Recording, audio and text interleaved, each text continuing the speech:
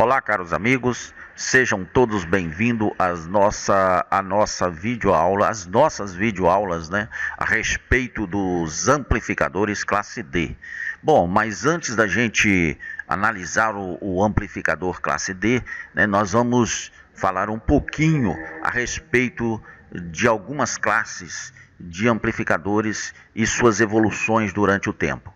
Bom, nós vimos aqui inicialmente, né, que os amplificadores eles foram surgindo juntamente com as suas evoluções conforme a percepção daqueles que lidavam com áudio, né? Primeiramente nós tivemos os amplificadores classe A, interessante, eu vou mostrar aqui o circuito para vocês, interessante que ele mantinha, né, uma tensão de alimentação constante em cima dos transistores, uma polarização também de base constante nos transistores.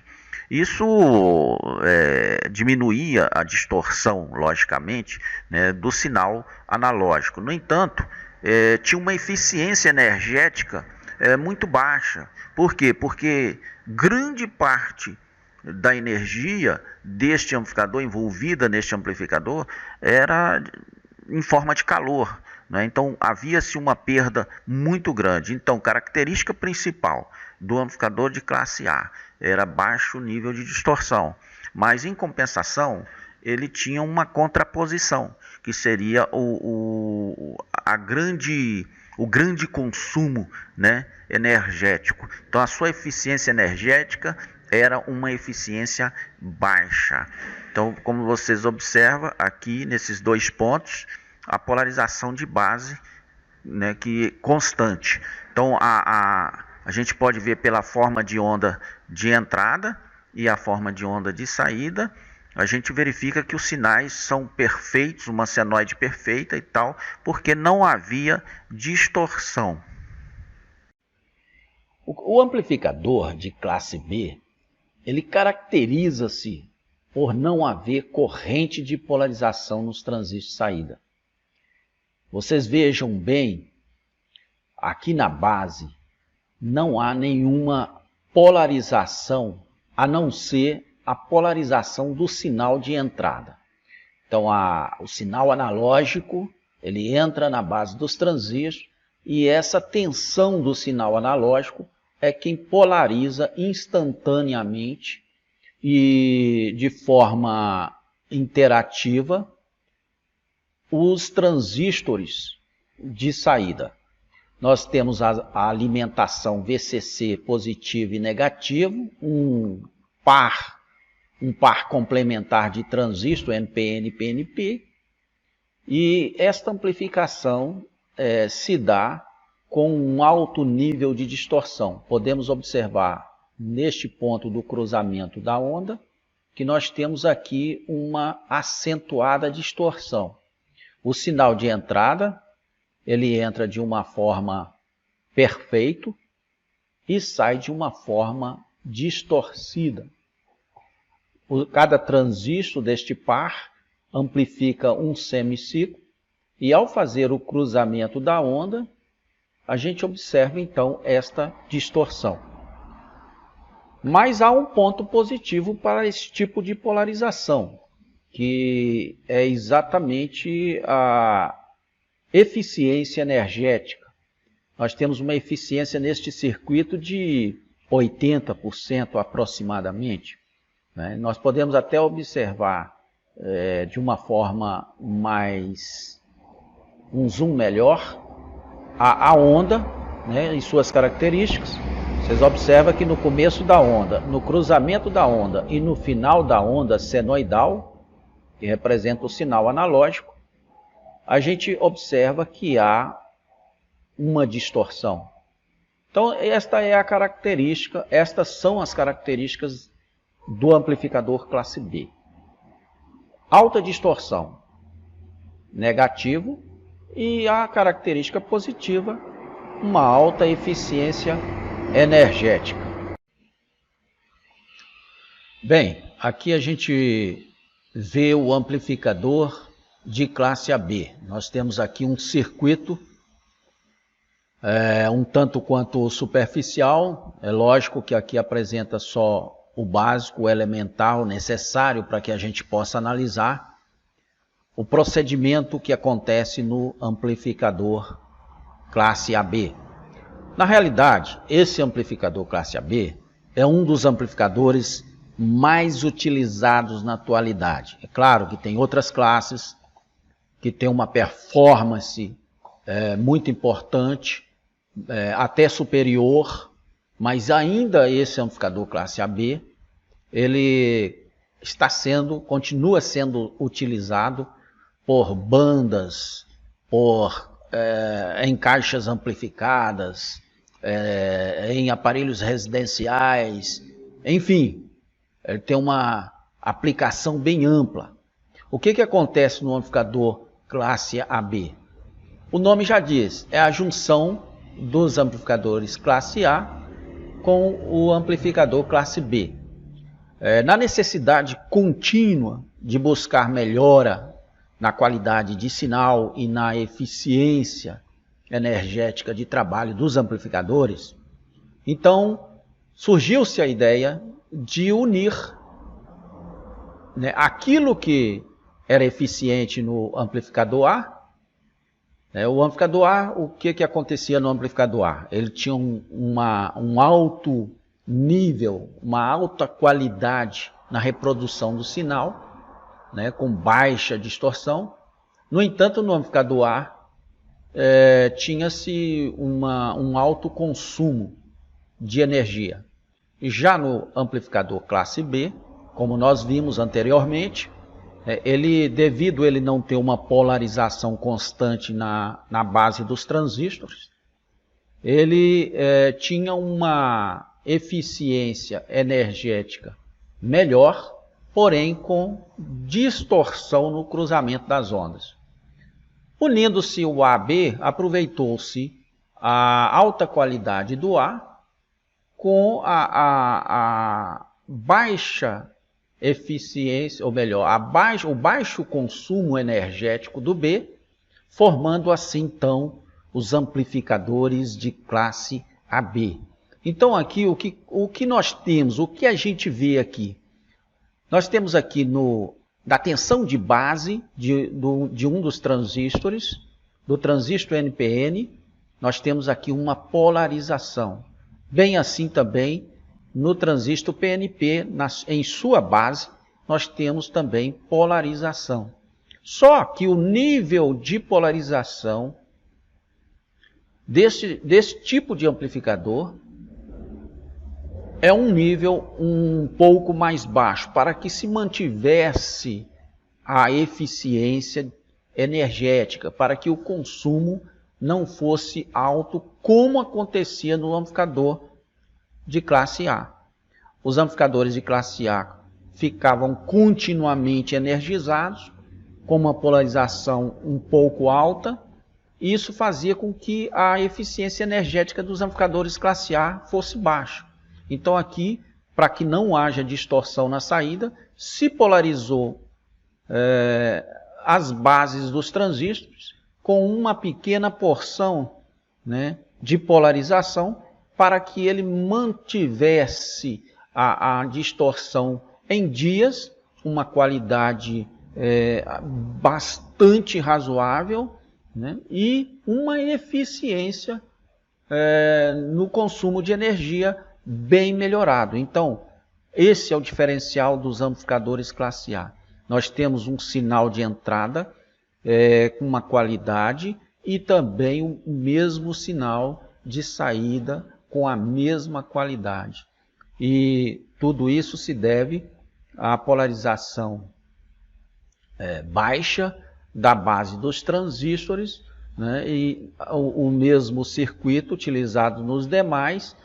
Somente a gente observa aqui como um fator relevante a junção das duas classes de transistor. Isso fez com que explodisse, Isso fez com que isso aqui se espalhasse de uma tal forma e fosse utilizado de uma magnitude astronômica, digamos assim, porque em todos os setores, por uma boa década, né, se utilizou de forma bastante acentuada, só sendo substituído, não substituído também, eu posso dizer assim, porque os amplificadores classe AB, eles têm a sua posição, eles têm a sua posição de destaque, né? Dificilmente se conseguirá uma qualidade, principalmente no espectro de frequência, uma boa resposta no espectro de frequência,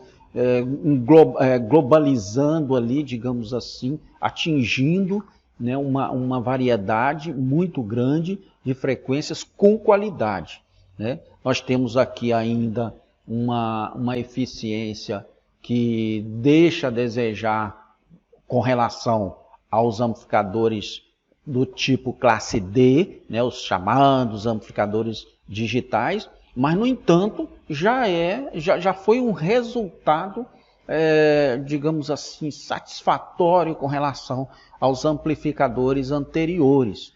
Então, é por isso que ele permanece, continua sendo bastante utilizado, né?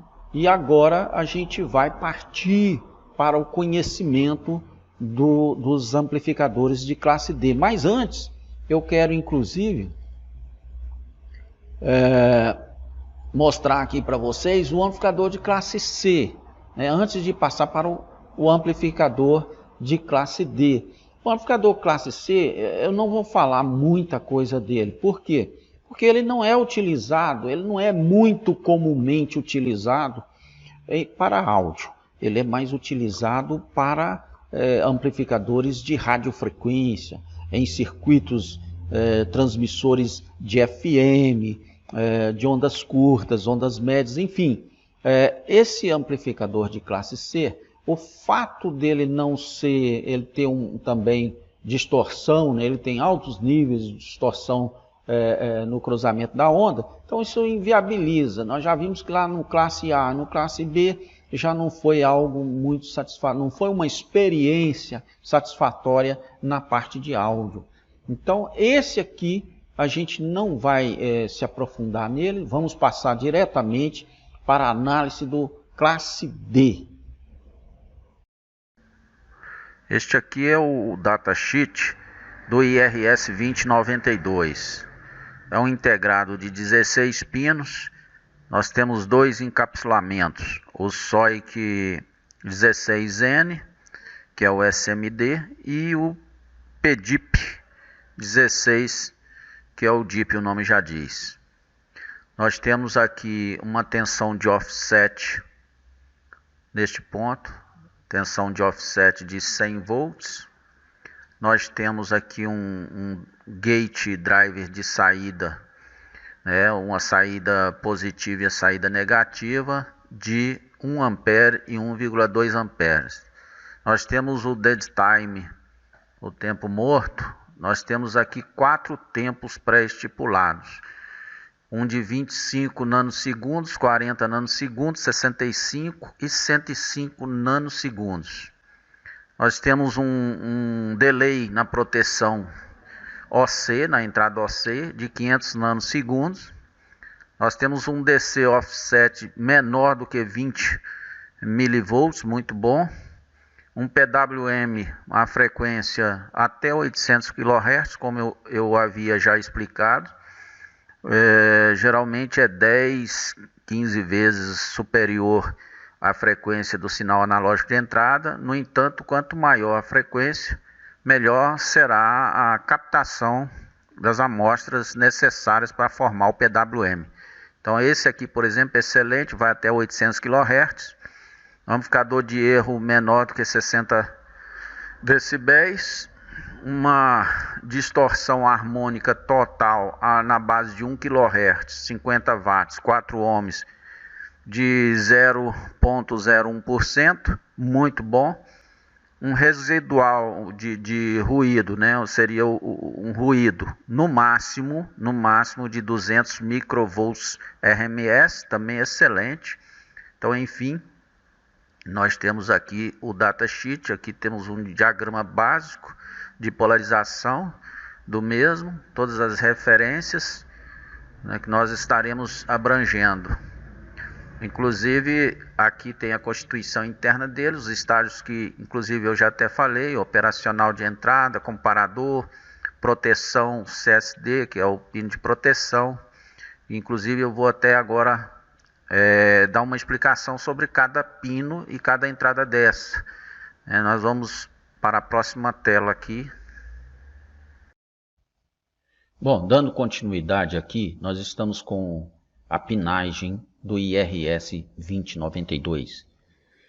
O pino 1 é o pino VAA, tem como função alimentar positivamente o 5,6 volts com 10 mA, o comparador, o operacional de entrada e o comparador.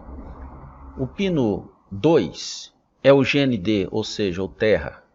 O pino 3 é a entrada inversora. O pino 4 é onde se faz a compensação de fase, o comparador.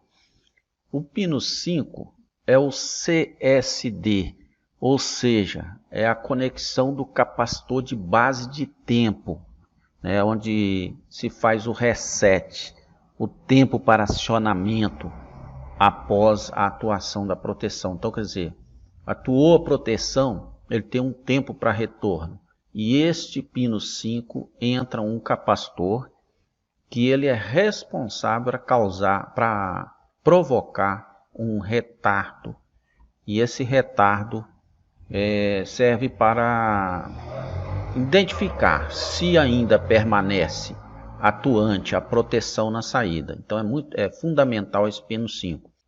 O VSS, pino 6, é a alimentação negativa dos 5,6 volts por 10 mA. Nós, inclusive, tanto o VAA como o VSS, nós vamos mostrar o cálculo, como se faz o cálculo do resistor que faz a alimentação desses pinos. O pino 7 é onde tem a tensão de referência para o ajuste do ponto de proteção. O pino 8 é o terminal usado para se ajustar o ponto de atuação da proteção e sobrecorrente do MOSFET inferior. Pino 9 é o dead time, onde se faz o ajuste do tempo morto dos MOSFETs. O pino 10 é o pino onde é conectado a tensão negativa da fonte, que serve como retorno da parte inferior do drive. O pino 11 é o terminal do sinal de saída para o gate dos MOSFETs. O pino 12 é o terminal positivo, onde entra o mais 12 volts, a alimentação inferior do drive. O pino 13 serve como retorno de alimentação para a parte superior do drive. O pino 14 é a saída alta, né? É a saída para o gate do MOSFET superior. E no pino 15, que é o VB, é o terminal de alimentação da parte superior do drive. É onde tem o mais 12 volts para a parte superior do drive. E o pino 16, que é o pino usado para o sensoriamento da corrente de carga do MOSFET superior. Isso serve para a configuração da proteção de sobrecorrente. Então, estes são os pinos e os seus conceitos, as suas definições do IRS 2092. Bom, aqui nós temos a apresentação do amplificador classe D. Bom, muito se ouve falar por aí, né, sobre amplificadores digitais. É bom que a gente inicie essa análise dos amplificadores classe D, esclarecendo, vou até ampliar aqui um pouco mais, esclarecendo o que está dizendo aqui, ó. Apesar de popularmente serem chamados digitais, não podemos denominá-los assim, pois tanto a entrada como a saída são analógicas.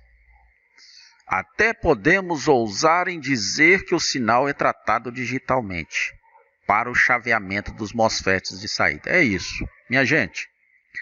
É um erro muito grave, mas que a gente sabe que tomou dimensões populares sobre amplificador digital. A gente que tem o conhecimento da eletrônica, nós sabemos que um sinal analógico ele não pode ser ouvido de uma forma esclarecedora, nítida, compreensível pelo ouvido humano, de uma forma digital. Não, ele tem que vir de uma forma analógica. Então essa é a razão de que nós não podemos chamar amplificadores digitais. Na realidade, eles são amplificadores de classe D. Vou diminuir aqui. O circuito, nós vamos na próxima tela explicar melhor isso aqui. Mas isso aqui é um diagrama esquemático em blocos de um amplificador classe D. Eu vou passar para a próxima tela, porque aí a gente pode entender melhor. Bom, aqui estão os estágios do amplificador classe D. Nós temos um estágio comparador, nós temos um estágio de comando, que é composto por drivers de excitação dos MOSFETs, como o estágio de potência, que são os próprios MOSFETs. Depois nós temos um filtro de saída, que é um filtro passa-baixo, e assim a reprodução nos alto-falantes. Então nós temos sinal de entrada comparado com um sinal necessário, que eu vou explicar sobre ele, que é o gerador de onda triangular. A resultante produzida por esse comparador entre esses dois sinais vai gerar uma resultante, que é o sinal PWM, que por sua vez é excitado e ampliado pelo driver, que por sua vez vai entregar a polarização adequada para os MOSFETs. E os MOSFETs vão entregar para o filtro passa-baixas, cujo filtro tem a responsabilidade de eliminar o sinal PWM produzido anteriormente e entregar aos alto-falantes um sinal tal como ele entrou, analógico. Então é por essa razão que a gente não pode chamar amplificador digital. Por quê? Porque um sinal analógico ele não pode ser reproduzido no alto-falante a não ser analogicamente. E não pode ser ouvido pelo ser humano a não ser analogicamente. Por isso que a gente diz, esse sinal de entrada pode ser até tratado, como ele é transformado aqui em PWM, e ser tratado pelo circuito de uma forma digital, mas ele tem que ser retransformado, recuperado, para que ele seja audível pelo ouvido humano. Então essa é a razão pela qual não podemos chamar amplificador digital.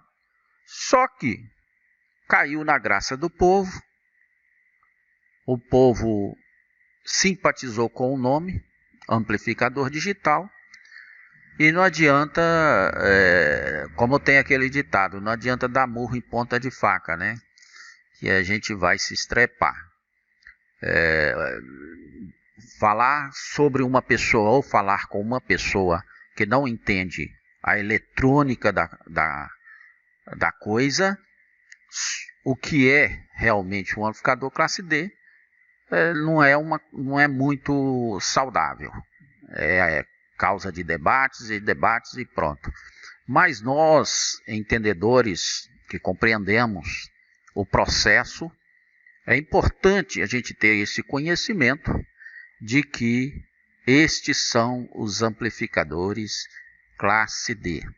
Bom, agora nós vamos detalhar um pouquinho mais essa parte teórica. Sinal de entrada é o sinal produzido por um pré-amplificador ou por esse pré-amplificador, por sua vez, reproduz o som de uma guitarra, de um violão, de um microfone, etc.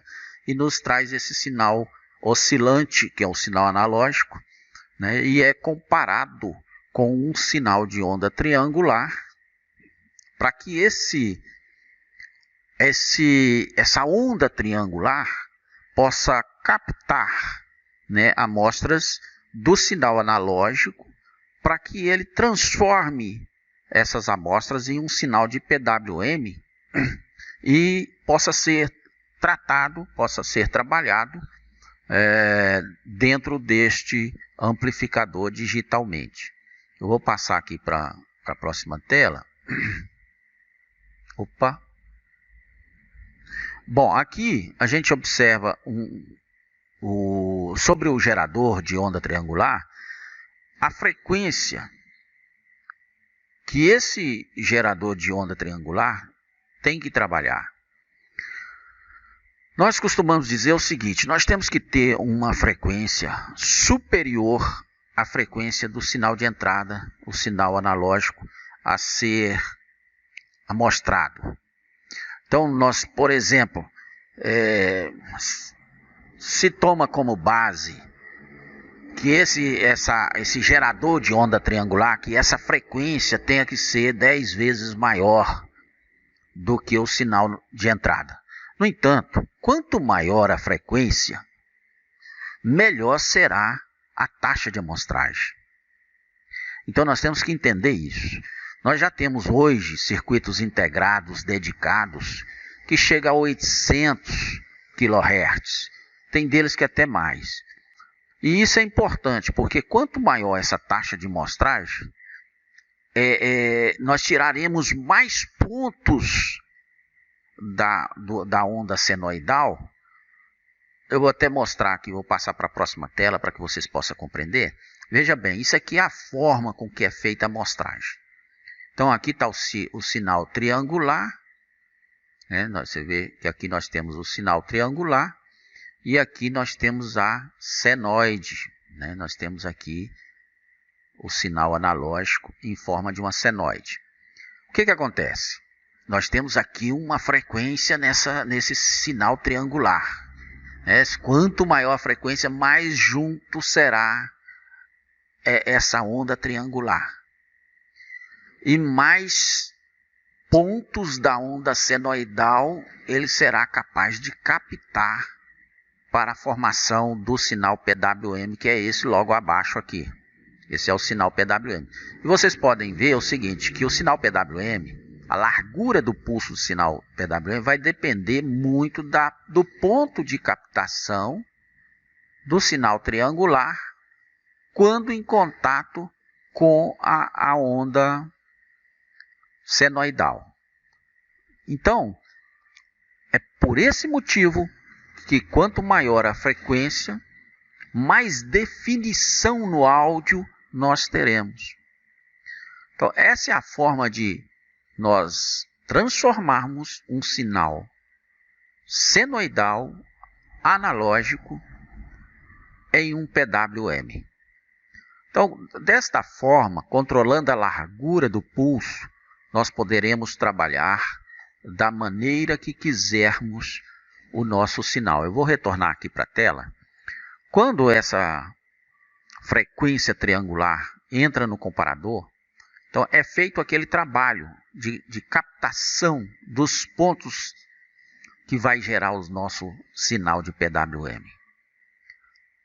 Esse sinal, nas mesas de pré-amplificadoras, misturadoras de áudio, essas grandes mesas que nós temos aí, né?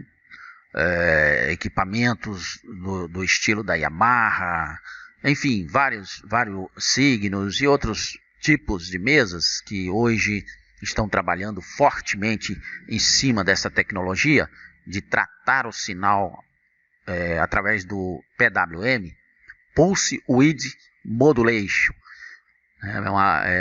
modulação por largura de pulso. Então, todos eles estão investindo muito fortemente nisso, porque isso diminui ruídos, aumenta a condição de se trabalhar no sinal da forma que quiser. E nós temos com esse tipo de trabalho, nós temos uma qualidade superior no tratamento do sinal. Quando nós tratamos o sinal analogicamente, há uma possibilidade, e isso é real, de gerar ruídos, muitos ruídos, em cada etapa de processamento.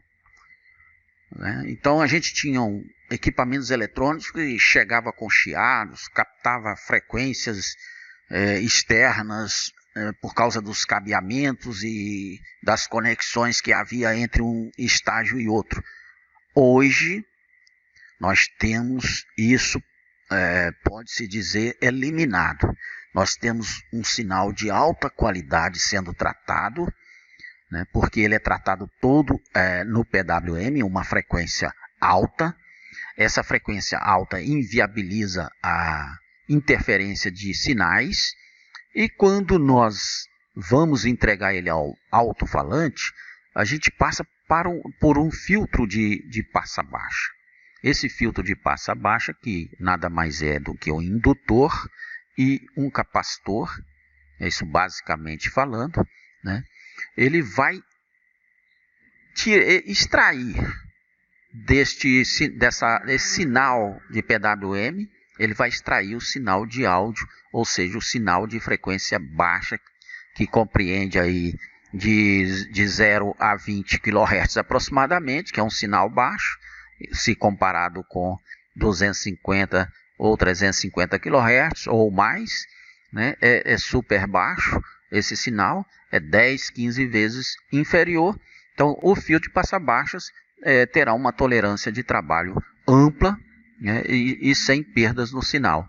Então, aqui nesse último estágio, com todo o sinal processado, trabalhado, nós podemos tirá-lo e lançá-lo ao alto-falante, que nós teremos uma qualidade bem superior aos antigos processamentos analógicos. Então, aqui é importante nós entendermos a teoria do amplificador classe D. É lógico que existe alguns inconvenientes na prática, na hora que você processa o amplificador de áudio na prática. Você vai fabricar o amplificador de áudio, você vai produzir o amplificador de áudio. Nós também temos os gargalos, mas esses gargalos são bem inferiores ao que nós tínhamos. Outra coisa, o fato de nós trabalharmos com frequência alta e trabalharmos com MOSFETs, esses MOSFETs eles trabalham em 2 estados de chaveamento, fechado e aberto, saturado e em corte.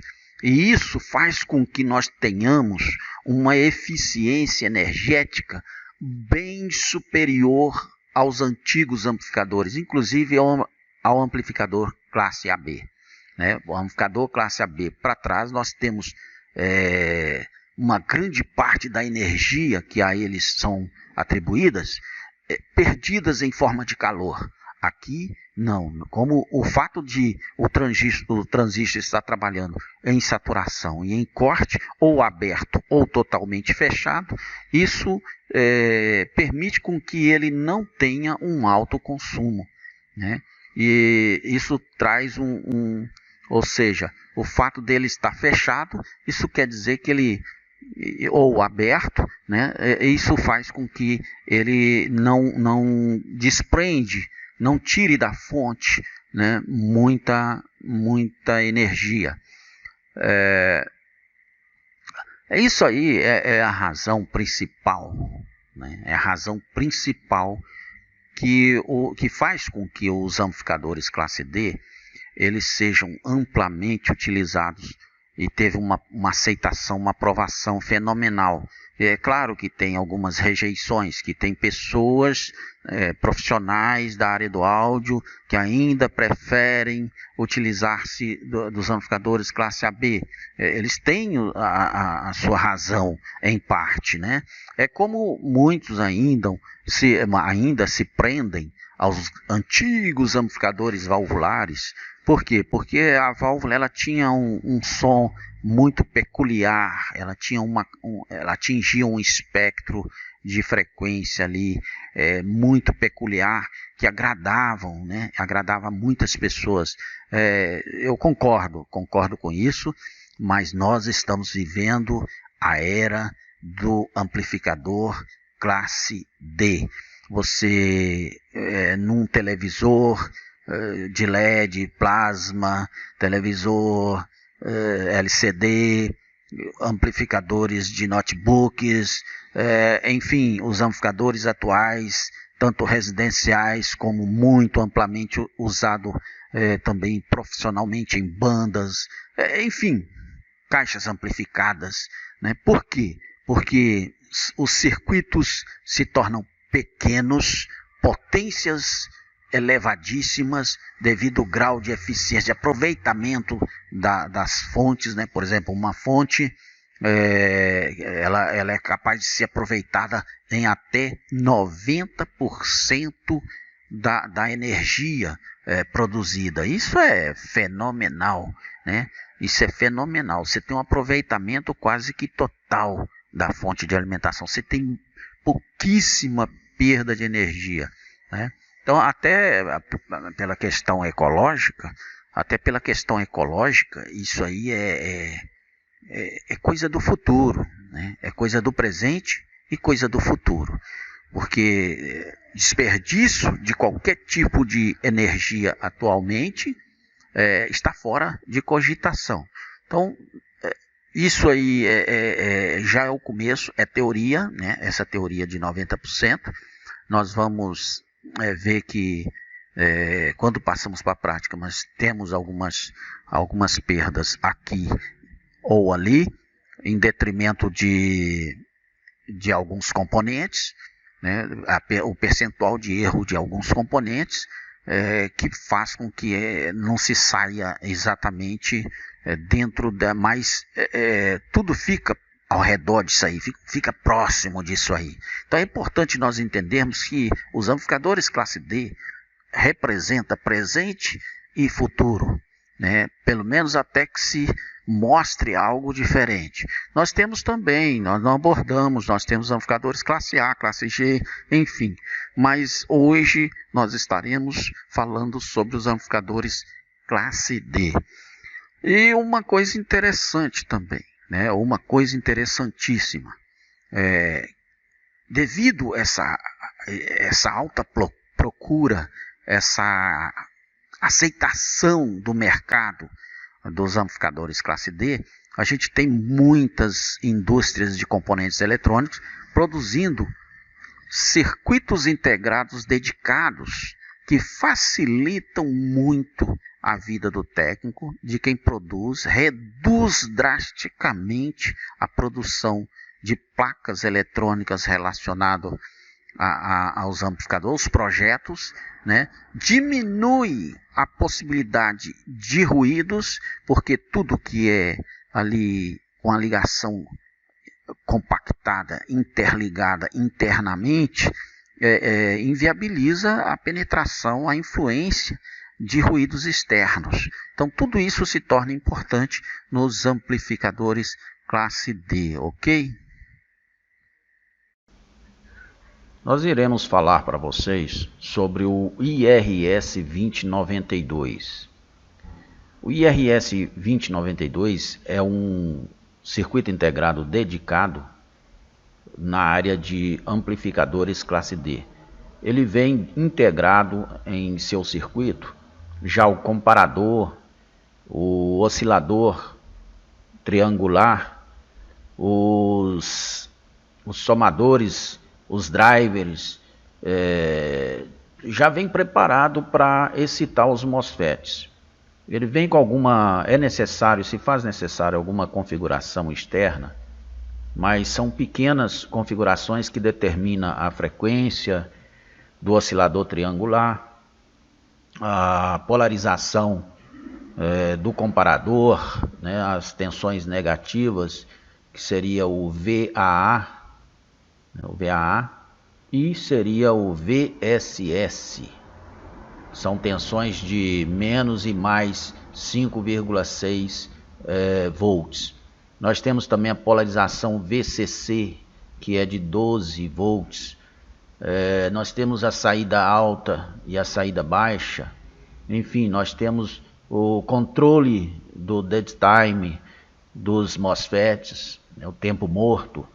Nós temos também a proteção, uma polarização que se faz externamente para a captura da tensão de proteção. E dentro deste circuito integrado já vem um circuito apropriado para detectar a tensão de proteção. Enfim, é um circuito integrado muito bom e que dá para você montar uma potência que varia aí dos seus 20 até 2.000 watts de potência. Vai depender muito dos drives utilizados, porque nesse caso, em caso de potências altas, se faz necessário um drive externo para apoiar o drive interno deste CI, para a excitação dos MOSFETs. Enfim, esse é um integrado que nós vamos estar analisando. Existem vários outros integrados, CIs, tipo o TL494 e outros, mas este aqui é o que nós vamos abordar no circuito que a gente estará utilizando.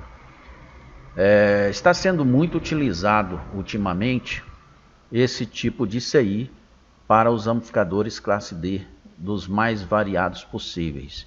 E na próxima tela a gente vai ver uma análise do datasheet, a gente vai ver o datasheet, né, o documento de dados deste CI que nós vamos utilizar, tal como também uma análise mais aprofundada do circuito, né, e seus cálculos, ok? Vamos calcular agora o resistor VAA e VSS. Quando calculamos o VAA, automaticamente estamos calculando o VSS. E quando calculamos o VSS, automaticamente estamos calculando o VAA. Por quê? Porque os dois resistores são iguais. Eles vão extrair a mesma tensão geral da fonte e tem a mesma tensão de entrada, que é de 5,6 para o IRS 2092. Então, o nosso VB, conforme o VB deste circuito a ser analisado, é de 52 volts. E o VAA nós sabemos que é de 5,6. Então a subtração dessas duas tensões vai dividida pela corrente média de consumo do IRS 2092, que também a gente acha no datasheet. No caso é de 10 miliamperes. Isso vai resultar no resistor, tanto sobre o VAA como sobre o VSS.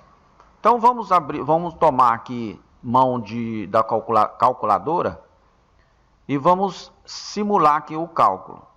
No caso, o VB desse circuito analisado é de 52 volts, menos 5,6 do VAA, dividido, veja bem, nós temos que igualar as unidades para fazer uma divisão dessa.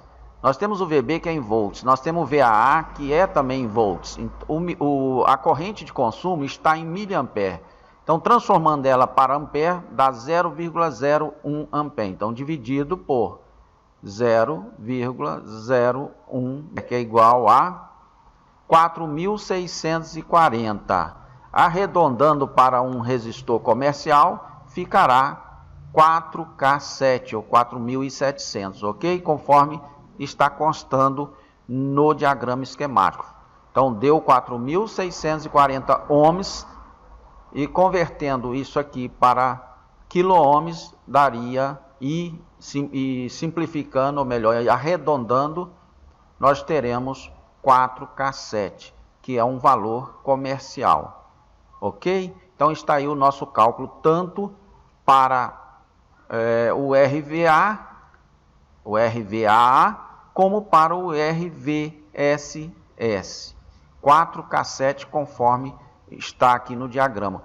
E assim vocês podem fazer para qualquer potência em que há uma variação do VB, entende? E vocês terão a resposta para o resistor proporcional àquela tensão máxima da fonte, ok?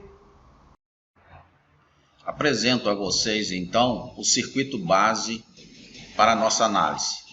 Aqui nós temos um amplificador que pode entregar aos alto-falantes de 20 até 1000 watts de potência. Com mais algum aprimoramento é capaz de entregar até 2000 watts de potência. Basta associar MOSFETs em paralelo ou o par de MOSFETs de potência mais elevada. Logicamente também vai carecer de drivers excitadores para tais MOSFETs. Nós temos aqui, nesse ponto, o VSS, nós temos aqui, nesse ponto, o VAA, nós temos o VCC, que entra aqui pelo BIAS, pode ser feito uma fonte adicional ou pode também você extrair da fonte geral a alimentação de 12 volts para o VCC.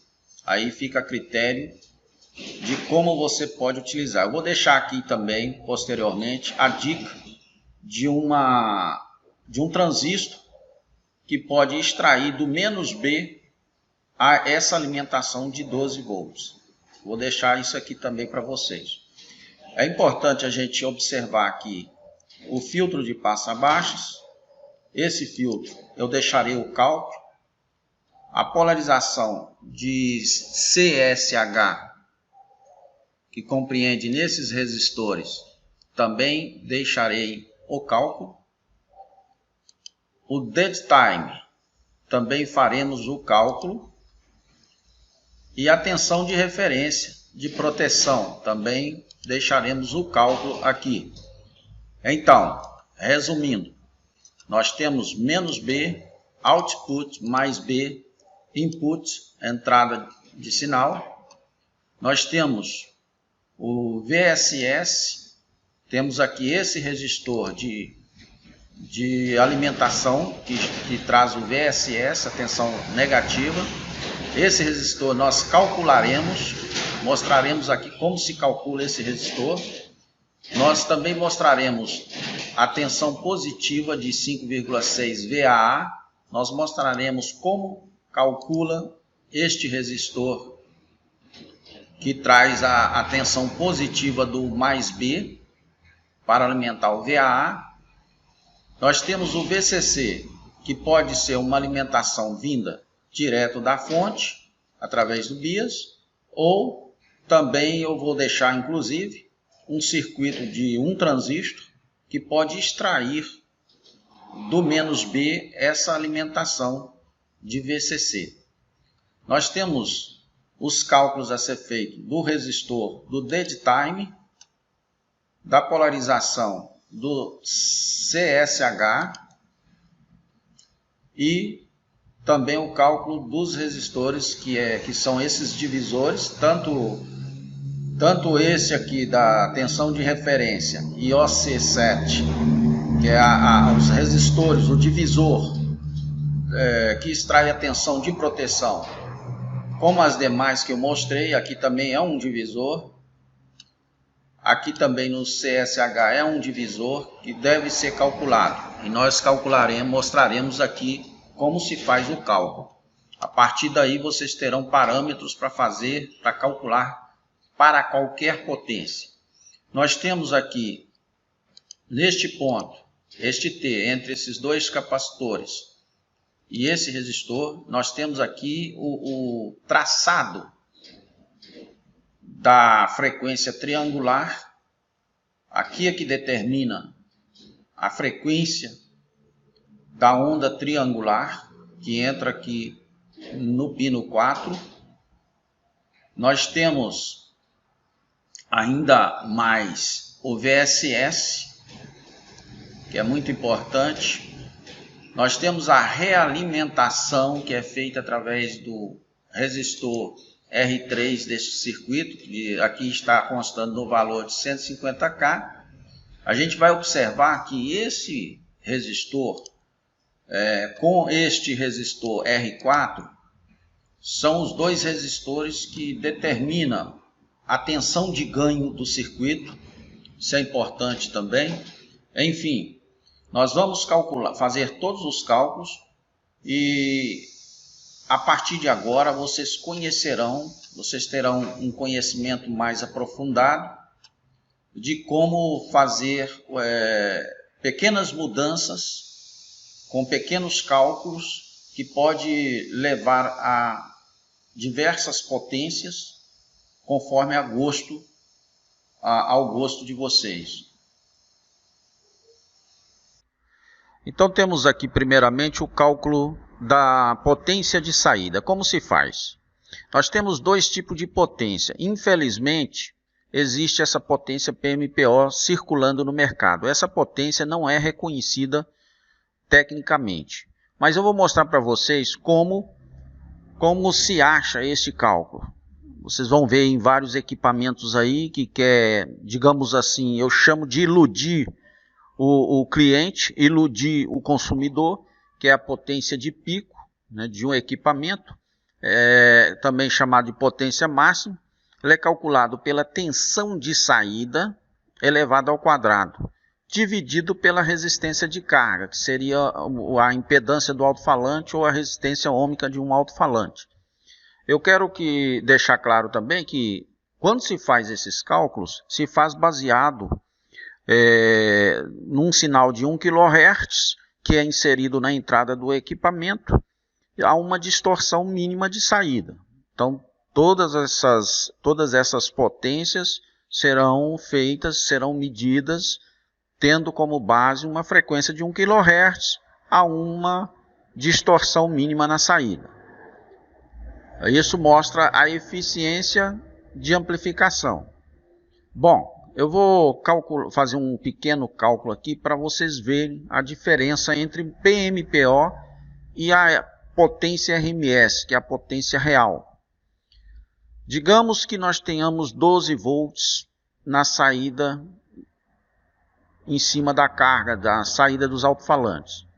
Esses 12 volts multiplicado por ele mesmo, que são 2 vezes, vai dar 144. 144 dividido pela resistência de carga, vamos supor que nós tenhamos lá uma carga de 8 ohms, ou melhor, de 4 ohms. Então será 36 watts de potência. Nós teremos em cima dos alto-falantes 36 watts de potência. Agora vamos fazer o cálculo com a potência RMS. Essa é realmente a potência técnica utilizada na maioria dos catálogos profissionais que se prezam. É a potência real do equipamento. Então nós vimos que a fórmula de cálculo é tensão de saída dividido pela raiz de 2 elevado à segunda potência, dividido pela resistência de carga. Então vamos ver o mesmo cálculo que nós fizemos, deixa eu apagar aqui, o mesmo cálculo que nós fizemos anteriormente em PMPO deu 36 watts entregue aos alto-falantes. Agora vamos ver como fica na potência RMS. 12, que é a tensão de saída, dividido pela raiz quadrada de 2, que é 1,41, vezes ele mesmo, que é igual a 72, dividido pela resistência de carga. Nós utilizamos 4 ohms, então vamos dividir por 4 ohms, que é igual a 18 watts. Então vocês veem que a potência real do equipamento é bem diferente da potência PMPO. 18 watts corresponde à potência real com a mesma tensão de saída, ok? Nós vamos agora calcular a proteção da parte baixa do circuito, ou seja, da parte inferior ou do circuito inferior do MOSFET. Mas para isso, assim, antes de nós falarmos sobre essas fórmulas, nós vamos analisar um pouco o Datafolha ou a folha de dados do 4020 e RFB 4020, que é o MOSFET utilizado para a saída deste projeto. Nós temos aqui uma coisa que temos que observar. Veja bem, o RDS, esse ponto aqui, o RDS ON, que é quando a resistência entre dreno e source, quando o MOSFET é acionado. Então nós temos aqui o mínimo, nós temos o típico, que é o médio, 80 miliohms e no máximo 100 miliohms. Então quer dizer, quando a temperatura do MOSFET estiver alta, nós estamos com 100 miliohms. Quando ela estiver média, nós estamos com 80 miliohms. Então nós vamos ao circuito de proteção. Então, a partir daí, nós vamos iniciar o cálculo da proteção parte baixa do circuito. É aquela proteção que, ao chegar no limite, o MOSFET IRFB vai apresentar um determinado consumo de corrente e vai informar ao pino OC7 uma tensão que vai fazer com que ele dispare. Agora nós vamos achar a tensão e vamos achar também todos os dados referentes e necessários para o disparo do OC7, inclusive o cálculo dos resistores do divisor. Então, como se faz? Primeiramente, nós temos em mãos os 100 miliohms do RDS. Tendo como base isso, nós vamos aplicar a fórmula para achar a corrente entre dreno e source de pico. Por quê? Porque quando ele atingir aquela determinada corrente, ele vai acionar o OC7. Agora, é claro que podemos determinar uma corrente um pouco menor, né, ou naquele ponto que nós queremos que o circuito identifique como se fosse uma sobrecarga, como se fosse um ponto máximo, e ele dispara. Isso vai ficar a critério do projetista até onde ele quer poupar os MOSFETs de saída. Então, inclusive nesse projeto aqui, ele vai diferir um pouco do cálculo que nós vamos fazer aqui. Por quê? Porque eles fizeram um cálculo baseado numa posição de disparo que não foi o máximo. Então, nós vamos aqui fazer o ideal e a partir daí vocês podem aplicar o ponto desejado para que ele possa disparar. Então, vamos aqui calcular o IDS, né, que é a corrente de pico, que é igual à raiz quadrada da potência do equipamento, dividido pela resistência de carga, que seria, no caso, o alto-falante, vezes a raiz quadrada de 2. Isso é igual, vamos supor que a potência escolhida por nós vai ser 300 watts, quer dizer que o nosso amplificador produz 300 watts. 300 watts dividido por 4, que é uma carga também escolhida por nós, o nosso amplificador, 4 ohms, de impedância de saída. Poderia ser 8, poderia ser 2. Isso de acordo com o projeto. Vezes a raiz quadrada de 2. Vamos fazer este cálculo aqui para a gente verificar se realmente é 2,12. 300 dividido por 4, que é a impedância, né, é igual a 75. A raiz é igual a 8,66 vezes raiz de 2, que é 1,41. Isso vai ser igual a 12,2. Então, nós temos aqui uma corrente para disparo de 12,2 amperes. Então, vocês entenderam bem, né? Nós temos aqui a potência de saída do amplificador, nós temos aqui a impedância da carga, isso aqui é já é da fórmula, então isso aqui é um item que já é predeterminado na fórmula, então vezes a raiz quadrada é igual a 12,2. 0,122 amperes. Então, a partir daí, nós vamos achar a tensão de disparo. A tensão de disparo é igual a IDS vezes o RDS on. Então, o IDS de pico, que é aquele que nós calculamos, e o RDS on, que é o que nós temos de 100 miliohms. Nós temos que transformar os 100 miliohms para ohms, né, igualar as unidades, para fazer essa multiplicação. Como o 12,2 amperes, que é o IDS, está em amperes, nós vamos igualar então os 100 miliohms para ohms. Isto multiplicado vezes 0,1 vai ser igual a 1,22. Então, 1,22 volts, que é a tensão OC7 que nós estamos calculando, então a unidade será volts. 1,22 volts vai ser a tensão de disparo do OC7. Então, nós temos que ter um divisor resistivo que, ao atingir a temperatura máxima e o MOSFET tiver um consumo de 12,2 amperes, ele manda a informação para que o OC7 seja acionado. Então, nós vamos aqui partir para o próximo item, que é exatamente o cálculo dos resistores. Como se calcula os resistores? Nós temos que saber o seguinte, isso já é da folha de dados, do datasheet. Nós temos lá que a soma dos dois resistores do divisor tem que dar exatamente 10K.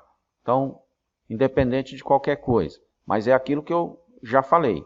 Vocês podem fazer uma conjugação que produza o 1,22 volts e que seja um pouquinho acima, um pouquinho abaixo, que é o caso do projeto que está aí. Foi feito desta forma, para que conseguisse outro ponto de disparo. De repente, a corrente máxima é 12,2 amperes para que gere uma tensão de 1,22 volts.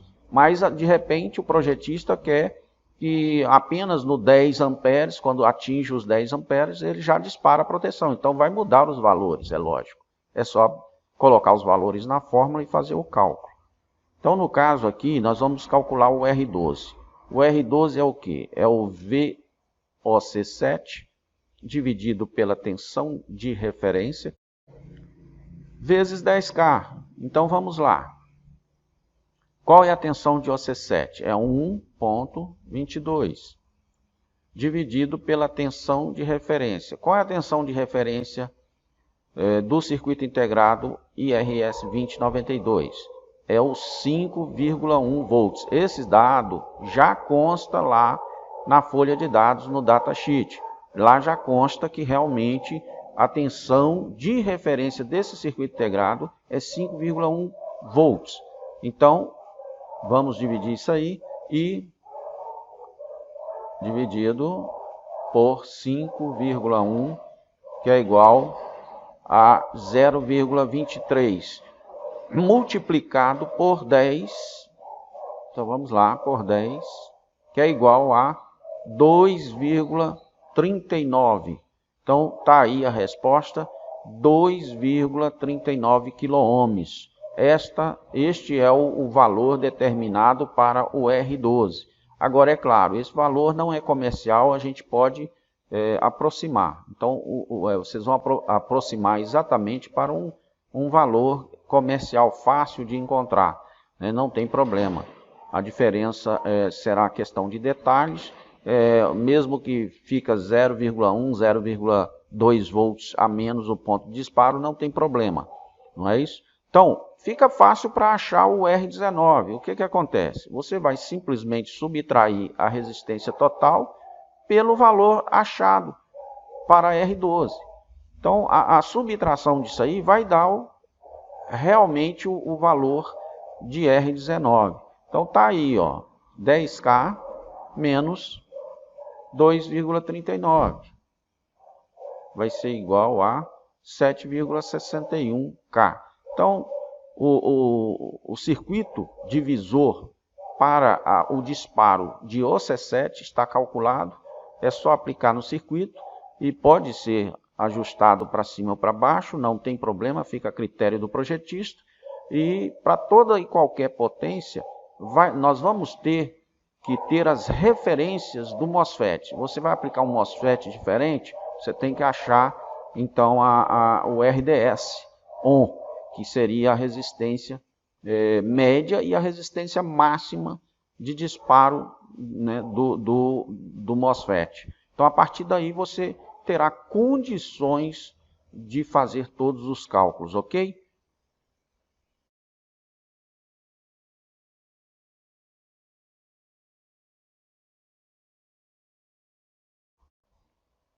Vamos então iniciar o cálculo do indutor de saída.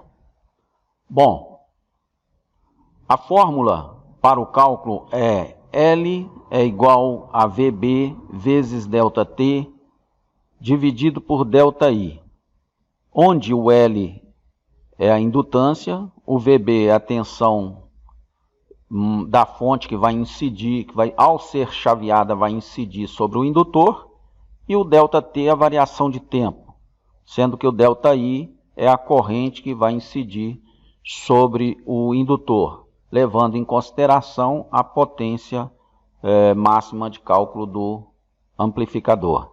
Bom, então, se nós considerarmos esta fórmula, nós vamos achar... Primeiramente, eu acho até que é mais viável, porque no caso aí, nós vamos ter que calcular primeiramente o ΔT, que é a variação de tempo.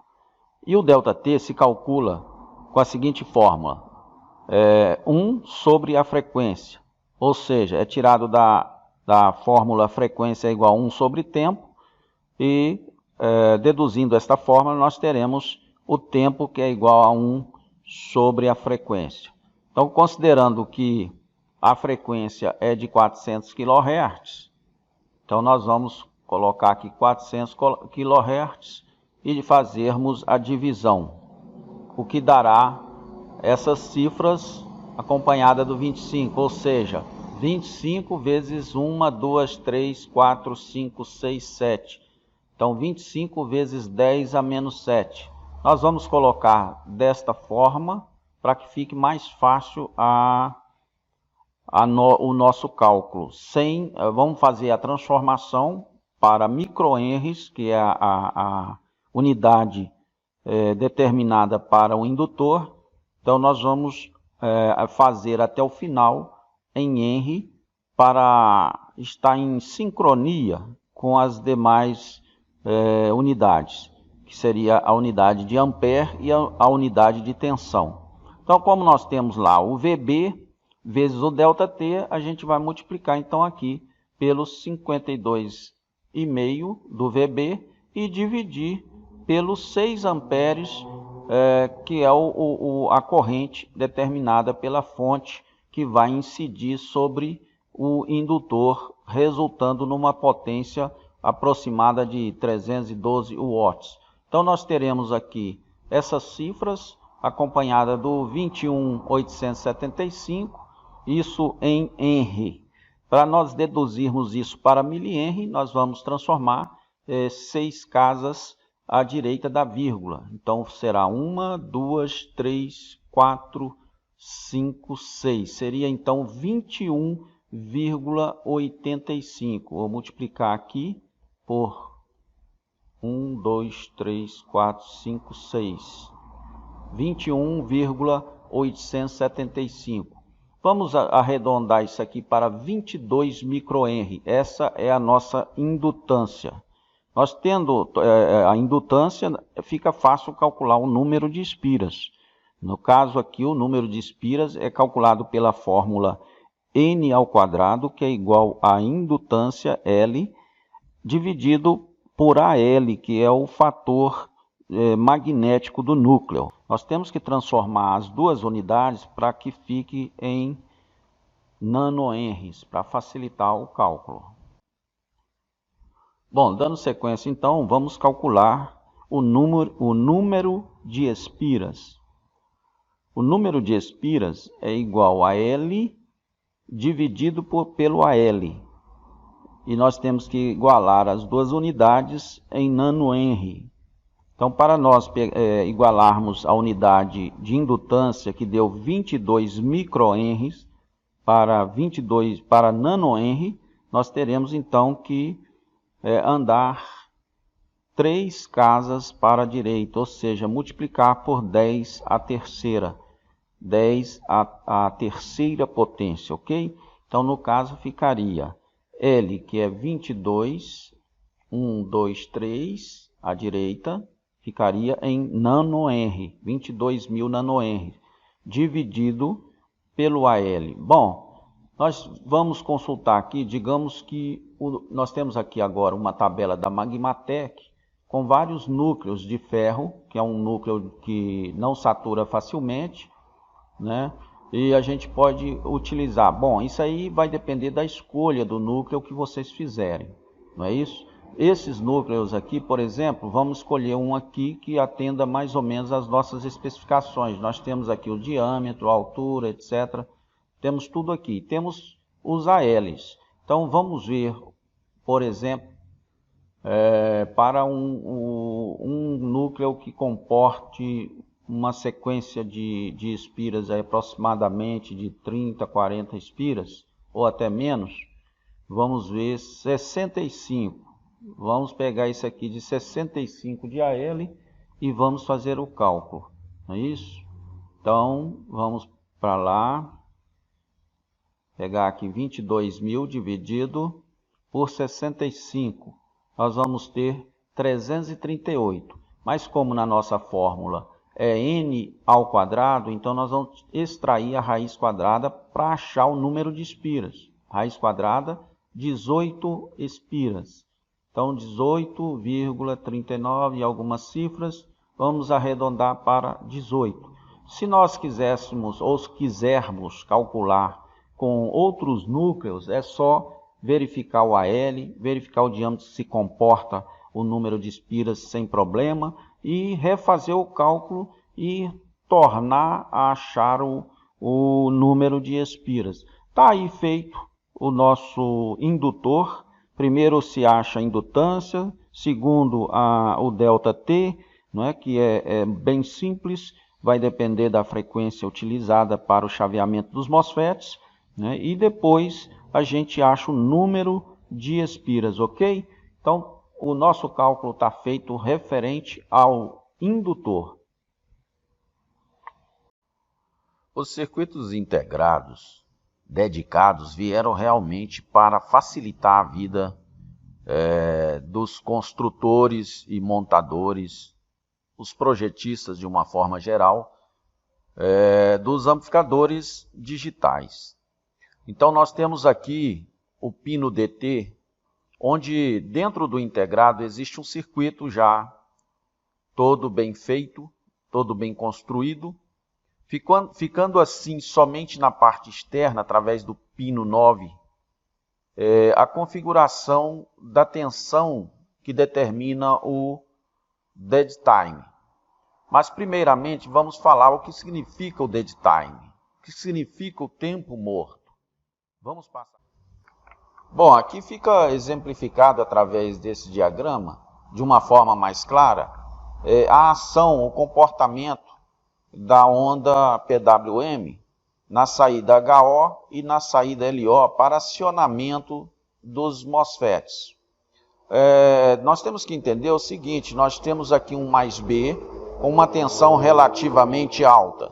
Nós temos aqui um menos B também simultaneamente com uma tensão negativa da tensão máxima da fonte. Então nós temos menos 52,5 aqui e mais 52,5 aqui. Imagina essas duas tensões entrando nos MOSFETs. Agora, imagina se esses MOSFETs acionassem ao mesmo tempo. Haveria aqui um curto-circuito. Então, para evitar que haja este curto-circuito, é que se determina o tempo morto, o dead time.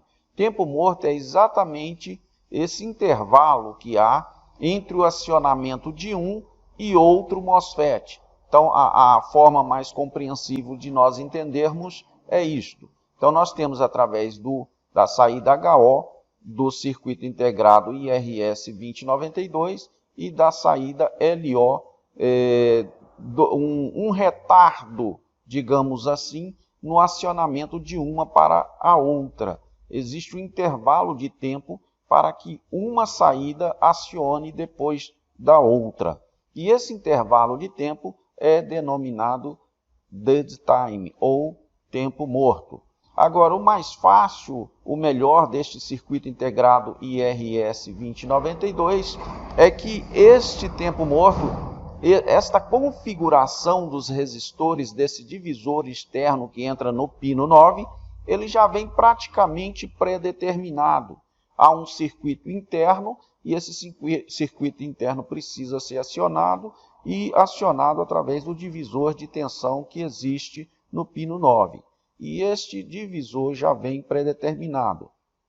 Iremos aqui mostrar uma tabela do fabricante e que já nos mostra exatamente a configuração que podemos assim escolher.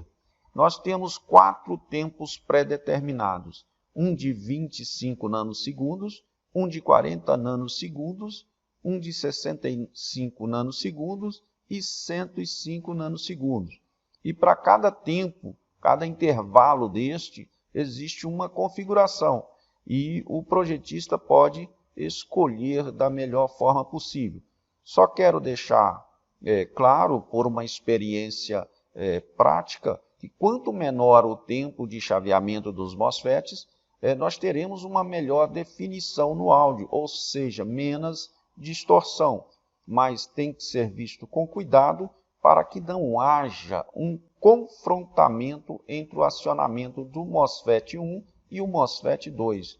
Então, nós temos aqui já os valores pré-determinados dos resistores e só basta a gente aplicar esses valores no circuito. Então, não há mais o que se comentar a respeito do dead time e veio realmente facilitar os circuitos integrados dedicados, ok?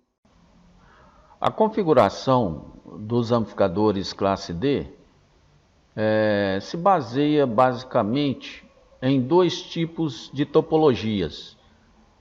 A topologia meia ponte, a chamada half bridge, e a topologia ponte completa, chamada full bridge.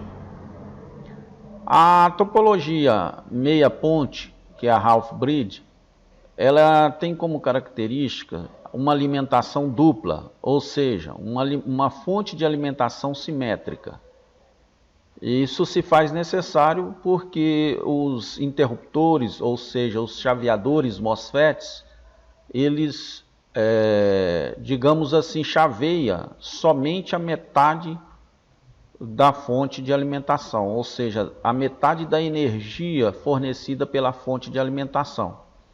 Uma das características negativas da meia fonte é que ela produz um fenômeno chamado bus pumping, que nada mais é do que um retorno do fluxo magnético, ou seja, da energia acumulada, a energia magnética acumulada na carga indutiva. Então ele traz isso como retorno para as fontes de alimentação, tal como também os interruptores.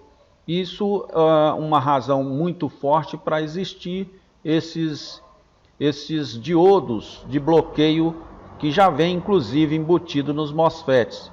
Mas às vezes se faz necessário, como é no caso do nosso projeto aqui, faz necessário um reforço com diodos externos. E então essa é a desvantagem da meia ponte. Porém, há vantagens, e as vantagens são números reduzidos de componentes, o que isso possibilita principalmente a aplicação nos equipamentos modernos, que utiliza-se de espaços bastante reduzidos.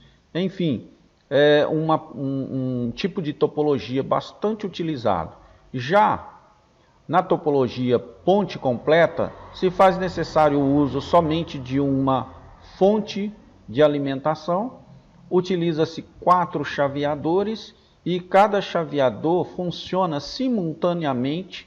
Isso faz com que há um aproveitamento total da fonte de alimentação, porque eles chaveiam, né, simultaneamente tanto o positivo como o negativo da fonte sobre a carga indutiva. Isso facilita, porque não evita o efeito buzz pumping, né? Então é uma das vantagens.